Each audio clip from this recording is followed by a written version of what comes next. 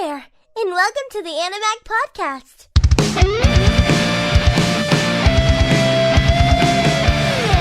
Hey, what is up everybody, and welcome back to Animag, baby, the #1 anime podcast on the planet. I don't care what they say, it's true. Don't look that up. It's your host Asylum sitting here with... Damacus. And we are rolling right along, baby. This is episode 11 of the podcast and episode 6 for season 1 of Orange. What'd you think, man? I loved it. This has to be the best episode so far. I'm not going to tell you guys my rating right here at the beginning of the episode, not even a minute in. Okay, it was a 7 out of 10. Dude, it's a good episode, and like I said in previous podcast episodes, man, for this show earlier on, that around this mark it was going to have to start hitting. Otherwise, oof. And boy, oh boy, did it start hitting. Yep. Even though we got to see the bitch in this episode, too. Yeah, I feel like we're going to see a lot more of her now that the story is kind of progressing. I hope not, but I feel like we're going to see her at least in the next 3 or 4 episodes pretty dominantly. Yeah. That's shit, dude. That bitch. Yeah, I hate that bitch. There's some characters in anime that I've really disliked, and she is really taking the cake. Now, to be honest, who would you rather? Mommy or Ueda? It's Mommy all day, bro. Mommy is batshit crazy, but at the end of the day, this Ueda, it's Ueda. This motherfucker. Who cares? She's a bitch. I care. You care about her? At least have the decency to say her name right. Nah. Good she has Lord. to be less bitchy. She has to be less bitchy for me to get her name right. Yeah, I guess. Let's dive in, man. So, the episode opens up. Okay, picture this. Sunshine and rainbows. They're back at the fucking festival. And the note says that on July 15th, the last day of the festival, Souah's gonna trade post with Naho so she could be with Kakeru. Here's the thing about this, right? Mm-hmm. This gang of friends is trying so hard to get Naho and Kakeru together. It's fucking ridiculous. I like it, though. I do like it also, but man, in this episode too, specifically, you're gonna see some shit towards like the middle endish of it, and they really come through on trying to get these two people together. Yeah. Which is fucking crazy. And they're at the festival, and Kakeru asks Naho a question, which is gonna come back into play a little bit later. He asks Naho that between the 4 boys, if any of them were to ask her out, who would she want it to be? I thought it was 3 boys. I think it's 4, right? Might be 3. No, there's only 3. There's Okay. 3 boys and 3 girls. Right, okay. I don't know why I wrote 4. Must account of Ueda. She probably is a boy, dude. For how much this bitch wants to fight all the time, she probably is a boy. But he asks her this question, and she gets all like shy and nervous, and she can't answer it. Just typical Naho, you know, how she acts. But then the question gets turned around on Kakeru. One of the girls, what's her name? The bread girl. Her family owns the bread company. Souah? Azusa comes in and asks Kakeru the same thing, and he basically does the same shit that Naho does. He gets all nervous, and he's like, I can't answer. And then boom, the intro rolls. And guess what? You're not gonna like this. I started skipping the intros. Yeah. I just don't have time to watch it every single time, bro. It has to be a banger. Like, I do love the intro. This one is good. I like it a lot. I'm rating it pretty high, but dude, even on Rent a Girlfriends, I skip it. I just don't have the fucking time to watch this every time. Watch Rent a Girlfriend Comes. I'm watching every single one. I'm watching it every single one. I may have just lied to you guys. So it opens with Kakeru and Souah talking at the festival, and Kakeru seems a little sad. He asks if it would be okay if he fell in love with Naho, but he's scared to. He's scared that there's going to be more regrets that comes about him doing this. And he says that dating Ueda was a massive regret. First of all, do you fucking think? Okay?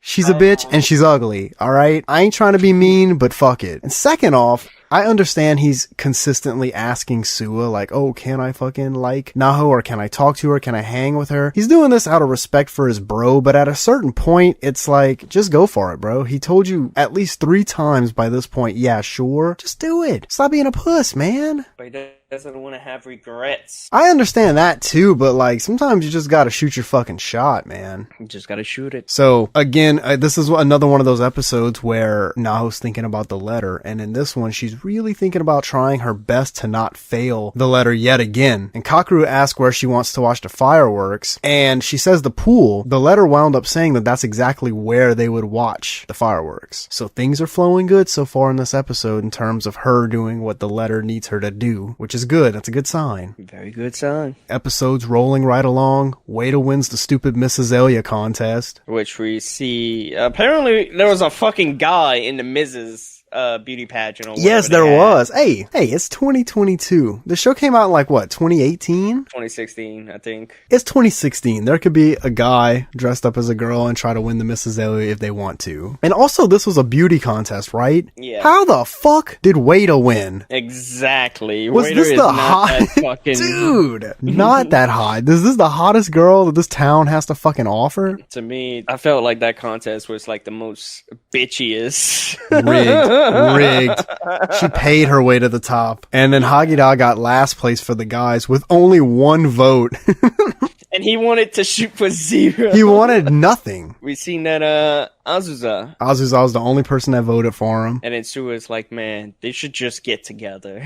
Right? Just fucking do it already. I accept that. I wouldn't mind seeing them being shipped. Yeah, that'd be pretty cool. There probably is a ship for that already, to be honest. Yeah, we're just late to the party. So, cuts after this, Naho's on her way to the pool, right? Getting ready to go watch some fucking fireworks. Guess who she runs into? Yeah, guess who she Just take a runs guess, into? y'all. Take a fucking guess. Yeah, take a guess. We give you about 3 seconds. Give to you guess. 3 seconds. 1,000. The bitch! She runs into the bitch. She runs into Wada and her fucking friends. And she tells Naho that she needs to go and bring some boxes to class 3-2. And Naho's like, yo, I can't. I got some shit to do. And Wada's like, well, in that case, let me have your hairpin. You know, the little hair clip that Kakeru gave her? Yeah. Why is this bitch so obsessed with this fucking hairpin? I guess Kakeru never gave her anything while they were dating. Oh, yeah, good point. I wrote this in my notes right after this part that I wrote. I wrote, broke ass bitch.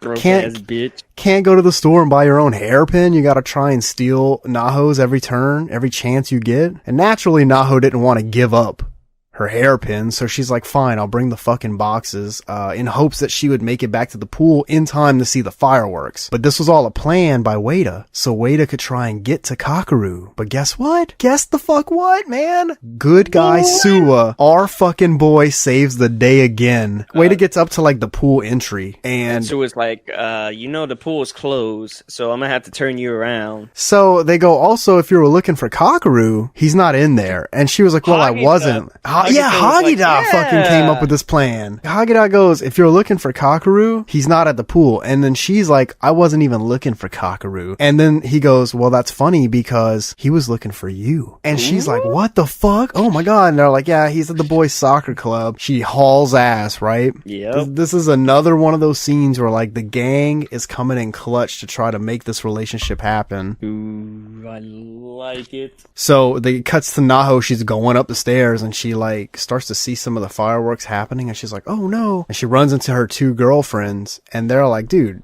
first of all, these aren't even boxes for the class. These are the Mrs. Elia prizes. Give us the boxes and go to the fucking pool. And she was late to the pool, but she wound up wearing her hairpin, which Kakeru appreciated. But before that, we see the bitch saying, that fucking 4-eye freak! Oh, yeah. Yeah, because she went to the soccer club, and guess what? Kakeru wasn't there because he was never looking for her. She, like, kicks a bucket or some shit. That's what you get, bitch. So obviously they're at the pool trying to have this nice romantic scene, right? And guess what? Naho answers the question from earlier in the episode. She's like, I want you to ask me out. And then he replies with a similar answer. He goes like, yeah, I'd like you to be the one that asks me out too. Or I'd like it to be you the one that I date. However the fuck he worded. I don't remember how he worded it exactly, but they both had the similar answers saying that they wanted each other, more or less. And they have a nice moment at the pool, holding hands, watching fireworks. That scene was nice. Like, I like seeing that. the pool. I thought she And missed all the fireworks, honestly, because when she got there, nothing was happening. And I'm like, oh no. Well, Souah did say something like, well, she just revived, but, like, it's about to end. Mm-hmm. But whenever she gets there and they have the fucking moment at the pool, there's a fuck ton of fireworks going off, like, after the moment happens. And you can actually see the fireworks from the pool, which I did like that. Definitely, like, I don't know, it just didn't seem like it was about to end for how much went off when they were having their moment. Yeah, it looked like it kept It was gonna be like a Walt Disney fucking fireworks. I mean, I guess that does make it more special of a moment in the show rather than there just being no fireworks at all. No fireworks at all. And she's just like, well, I wore the hairpin. He appreciated that though, which was cool. Like, he could have blushed a little bit and he's like, oh shit, couldn't have wore that if the bitch would have took it. Yeah. The note pops up around this time in the show. The note says, from here on out, please make Kakeru as happy as often as you can. The letter comes into play a little bit later and it's a big come into play. Actually, 2 more times in this episode and it's a massive play. And right here it says, make him happy as often as you can. And then it says, I'm sure that will save Kakeru. Then it says that she thinks Kakeru's regret is not being able to save his mom. And she asks to please save him from this regret. But I don't understand that. Like, she already fucked that up. His mom's already dead in the present day. So I wonder if that moment just meant to save him from that regret was maybe like just have him mentally not feel guilty about it. You know what I'm saying? So because she was fucking confused as well. Because that part to me, like, she obviously can't go back again in time and make him not go with them to have bread on that first day to actually physically save his mom. So I think it just means to like try and talk to him about it and make him mentally not regret it. Because the letter says, if you do this, you may be able to prevent the accident. Meaning Kakeru's accident, which I can kind of, knowing how the whole episode plays out, I can kind of understand that part. And Naho finally does what the fuck I wanted her to do from the very beginning. She read ahead in the letters, and the letter says, this is where it gets a little sad, actually. I think this is where the whole episode kind of arcs and goes into the darker side of it. The letter says that saving Kakeru from the accident won't save him, and that the letter wants her to save his heart. So pretty much what the letter's saying right here is that no matter what, she can't save Kakeru. All she can really try and do is just make him think a little differently. But the way that I'm reading into the letter right here is that, like, no matter what, you know, even if she prevents him from killing himself, he's still going to be sad. His heart is still going to be hurt. She needs to not look at it in a sense of just trying to save him from killing himself, but to try and make his heart feel better. You know, make him not have so many regrets. Yeah. The letter said that the accident happened at night, at like 8 p.m. at night, at an intersection near his house. And it said that he committed suicide. And it said that the group only has one regret, and it was that Kakeru died. Heavy, bro. Yeah, that was kind of heavy. That part right there, like when she read ahead into the letters, and I'm like, fuck. Because you know what's going to happen. You know at this point, I mean, I called it before we even knew. We knew he killed himself, so you knew present day Naho was now going to learn what happened. Very sad. And we get a future scene right here, like pretty much mid-episode. It cuts to them at Kakeru's grandma's, and they're looking at pictures of him as a kid. And guess what?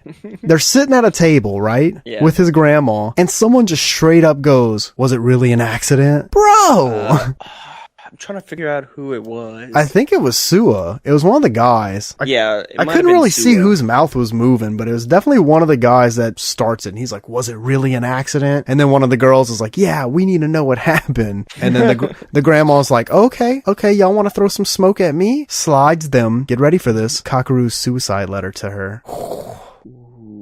My God. And it basically said to tell everyone that it was an accident and that he was going to see his mom and apologize to her. And he apparently rode in front of a speeding truck, and that's how he died. So I can see now, knowing the accident, I can see how they think it's an accident, but it can also be suicide. And then that part where it said he was going to see his mom and apologize, in my head, I was like, wait, what? His mom's dead. And then I realized it. I'm like, it gets way sadder towards the end because you find out why he committed suicide. According to this, right, he wants to go because obviously he's sad about his mom, and his mom killed herself, didn't she? I think we learned that in an earlier episode, because in here later on it's going to say that she was like mentally unstable and shit. Mm-hmm. Right here, basically based off of the letter that the grandma had, I don't think it was an accident. I think he actually killed himself.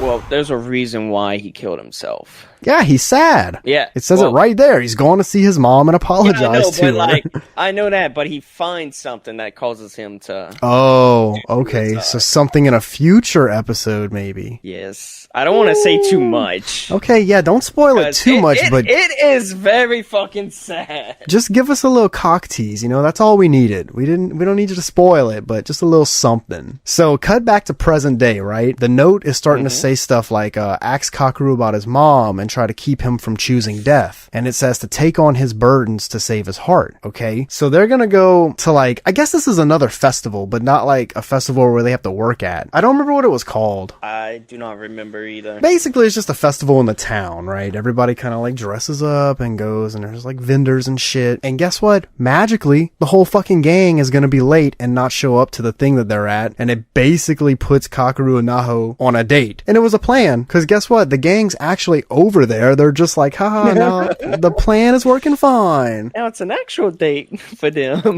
Like, dude, I need a group of friends like this. Get me a hottie, and then they stop at absolutely nothing to make me date her. Where my friends would just be like, bro, he can figure it out on his own. So Naho winds up, they're at the festival right here, and Naho winds up asking him, who was the girl that he was interested in. This is a callback to the episode when he said this and ran away at the end of it, when he's like, yeah, and like scurries off. But he says that he's no longer interested in her and that he's now in love with her. But I think Naho 100% right here knows that he's talking about her. If she doesn't, she's blind.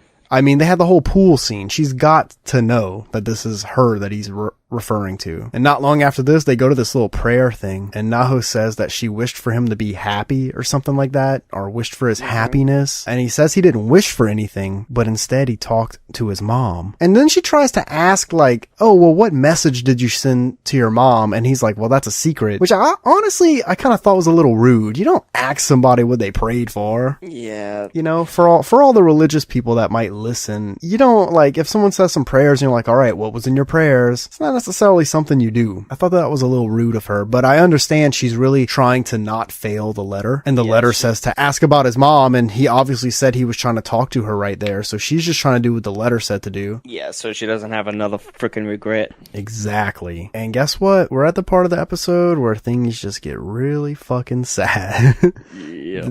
Here's the thing, okay? I wrote this down in my notes. They end up going sit on a bench. Why the fuck is it always a bench? It's always towards the end of the episode. And why does like all the shit always unfold on a fucking bench in this show? Whoever made this anime was just like, it's always going to be a bench. So anytime I see a bench pop up, I'm like, get the notes out. There's some shit happening. Oh shit, get the notes out. And they sit down and they're just chilling, and Naho starts asking him about his mom. And at first he got a little snappy, right? Yeah. Yeah, like she asked him something and he's just like, no. I mean, obviously I understand why. He was just shut off about it. I mean, your mom passed away. You don't want to fucking be at a festival on what is presumably a date and start talking about that. But then she just straight up ask him if he feels guilty at all and if he thinks he should have saved his mom. And there's like a fucking massive long pause. And then guess what? Oh, want to know why there's a pause? It's because he's crying. And then he starts talking about his regrets, and the first one being what he did on the first day of school. And he like unfolds this whole story how his mom was going to go to a new hospital that day, and he had promised her that he would go along to get her settled, but instead he went out with the gang because he was excited to make some new friends. Right here he said he figured he could just apologize to her, and he texted her saying he wouldn't make it, but he never got a reply. Ooh, I got real literal goosebumps on my arm right now, dude. This show does a really fantastic job at kind of like putting you in his shoes to where it makes you feel that, like, what if that was me? I understand. That's how I feel. Yeah, that's how I've been looking at it, like from his perspective, and I'm like, damn, now I see why that's like his biggest regret, because that shit would eat me up. Because, you know, your mom, after school, she would always be like, hey, how was school? She's just checking on you. Exactly. And when he gets home, there's no reply to his text. You know some shit happened. Because your mom is always going to be the first person that's going to worry about you. Yeah, I understand, like, not everybody has good relationships with their mom, but for sure my mom is like my best friend. So that shit would eat me up. That shit would eat me up too. And then also, like, I don't know, maybe that's just his way of thinking too, was like he was excited to make friends. But if I was that new in a town, I would have just told him like, sorry guys, I really can't go. My mom's going to a new hospital, blah, blah, blah. I gotta go do that. Like, they would have understood. Yeah, I think they would have understood. I would not have given two shits about some bread on a bridge and ditched my mom, who I knew was, you know, always mentally gonna be by my side. Yeah, and like he knew his mom was mentally unstable. He he says that that's him going out to have the bread. He said that was the thing that pushed his mom over the edge. And he finally like tells her that at the shrine, he asked God to tell his mom how sorry he was. And then Naho starts to cry. And I'm like, good God, bro. And then he stands up and he's like, I need to be alone for a little while. And right here, I'm like, oh no. Oh no. Tell me this dude's not going to kill himself at the festival. But instead, he just goes sit on another bench on the other side of the tree. Like, I need to be alone, walks 4 feet away from Naho to sit on a different bench. Like, that's okay. And then guess what? The whole fucking gang shows up at the wrong time. Major sad moment. Azusa and Takako, I thought it was just them. Yeah, the 2 girls. Yeah. The fucking gang shows up at the wrong moment. And then the girls are like, where's Kakeru? And Naho goes, he's over there, and points to the bench where he had got up to go sit to be alone. But he wasn't there. He's just gone. So now, in my head, I'm freaking out for this guy because, fuck. And she gets a text from him saying that he was going home early and he thanked her for the evening. But Kakeru was not responding to any of her texts. And Souah comes by on his bike to Naho's house, and he says that Kakeru hasn't been showing up to practice much lately, okay? And right here is like the final seconds of the episode. Right here is what made this motherfucker a banger. Naho was about to tell Souah about the letter, because she's like, maybe if someone else knows, we can do this quicker and more efficiently. And she's about to bring him on board to help save Kakeru, and he looks at her and says, everything will be fine. And he goes, you got a letter too? Did fucking Souah have a letter this whole time also? Yeah. Dude, what in the fuck? I'm thinking back to like older episodes, right? When the whole gang was together and the 2 girls were like, yeah, she's hiding something.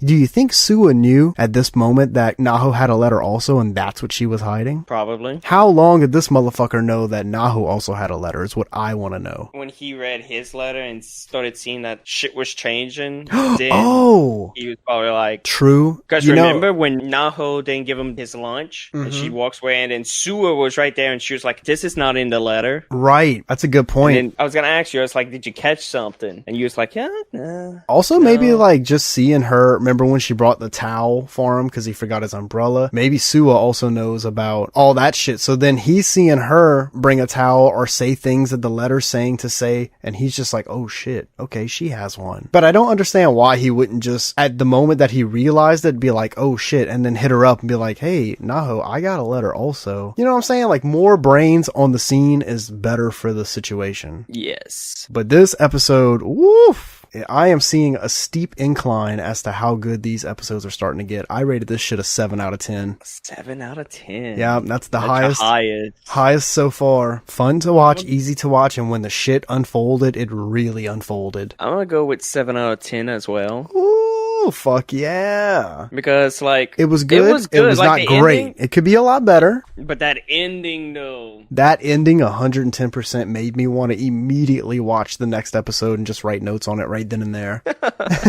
But I'm trying to not do that. I'm trying to not do that, even though we are getting into the juiciest part of the show. Juicy. Very juicy. I really do think that this anime is going to wind up with a good overall rating because of the back end of the show, not the front end. If it was just like the first 5, it would have a terrible rating. I think just off of my scores alone, it would have been like a 4. But if I start rating these things pretty good, at least over a fucking 5, I really think it's going to wind up as like a 7 or an 8 or a 9. I think it's going to wind up being up there because I'm going to actually tally all the scores. So you need to be writing down your scores for each episode. All right. I'm going to have to take yours and mine. But that was it, guys. That was episode 6 of Orange. So far, probably one of the best ones we've seen. Yes, hopefully it continues on being the best. Yeah, I hope it just goes up from here and it has a great out, and because this this won't have a second season, right? I don't think so. Okay. Even though everybody's like, oh, it needs a second season. I was like, dude, that's it. That's it. Is it one of those like endings where you just can't, well, not like a cliffhanger, but where you just can't do anything more from it? I think it's one of those endings. You can't do any more with it. Okay. I like those kind of endings for like one season shows where everything right at the end just kind of like fixes its wrongs, fixes its rights, and just closes itself out. Yep. What I do hate though is when you have a show like that and then they try to fucking do a second season when everything's already been closed out. I would hate to see that happen. Orange needs to remain season 1. Okay. Because so far, all the animes we reviewed is having a second season. Yeah, that is true, man. We got Rent a Girlfriend coming soon. Masamune-kun Revenge. Masamune's having a second season. You know what won't have a second season? Rascal. guarantee that, but whatever. But I mean, was like, holy shit, is it because of us? it might be, bro. It might fucking be. We're taking these old ass animes. I mean, this one's not really that old, but we're taking these animes and we're kind of like bringing them back into the spotlight. Maybe more people are watching and they're going, you know what? Fuck yeah, numbers are up. Let's make a new season. Let's go. I'm gonna take full credit that we got second season of Rent a Girlfriend to happen. You're goddamn right, that was us. Fucking right, bro. God. So that's pretty much it, guys. That was our discussion / review of episode 6. We're both rating that pretty high, which is solid. I'm excited to get into the next episode. We're actually, what does it have? 13 episodes? Yes, 13. So we got like 7 more to watch? Yeah? Yeah. Yep. Fuck, man. We're getting close. We are getting close. We are getting close. And you know what that means. We're getting closer to... Oh, Rent a Girlfriend, baby.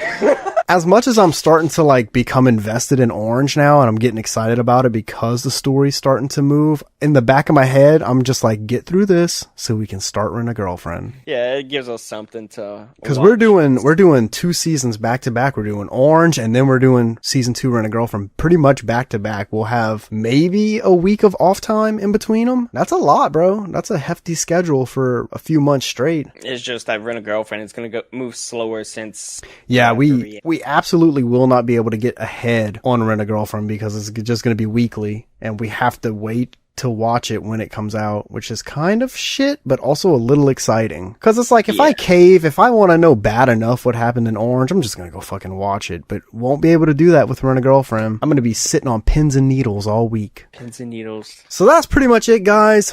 We hope you enjoyed, and we will see you next week for the next episode. Until then, have a great one, and I hope you stay safe out there. So long, everybody.